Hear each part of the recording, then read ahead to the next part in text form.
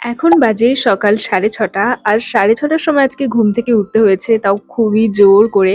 তোমরা তো এতক্ষণে বুঝেই গেছো আজকে আমরা কোথায় যাচ্ছি। তো আজকে সবাই মিলে যাচ্ছি কালীঘাটে পুজো দিতে। মাসিবাড়ি থেকে কালীঘাট একদমই কাছে, মানে প্রায় 10 মিনিট মতো লাগে, কিন্তু আমাদের কখনো যাওয়া হয়নি। ফাইনালি আজকে যাচ্ছি। ভোরবেলা কোথাও বেরোলে তো আমার লিপস্টিকটুকুও পরতে ইচ্ছে করে না, কিন্তু যখন আমার মুড খুব ভালো থাকে বা আমার আশেপাশের এনার্জি পজিটিভ থাকে তখন তো এত সকালবেলাও একটু সাজতে ইচ্ছে করে। তো হালকা ফুলকা সেজে সবাই মিলে বেরিয়ে পড়লাম। অটো করেও যাওয়া যায়, আবার বাসেও যাওয়া যায়। ওই 10 মিনিট মতো সময় লাগে। আর এত সকালবেলা যেহেতু বাস একদম ফাঁকা ছিল, তো আমরা বাসেই উঠে পড়েছি। এই স্কাইওয়াকটা শুনলাম নতুন করেছে দক্ষিণেশ্বরের মতো, আর সকালবেলা ফাঁকা ছিল, তো পরিবেশটা এত সুন্দর লাগছিল, এত পজিটিভ লাগছিল। পৌরাণিক মতে বিশ্বাস করা হয় যে সতীর ডান পায়ের আঙুল এই স্থানে পড়েছিল, তবে থেকেই কালীঘাট মন্দিরটি স্থাপিত হয়। আজ সোমবার বলে মনে হয় একটু ফাঁকা ছিল, কারণ শুনলাম যে মঙ্গলবার খুব ভিড় হয়, ওই দিন পুজো হয়।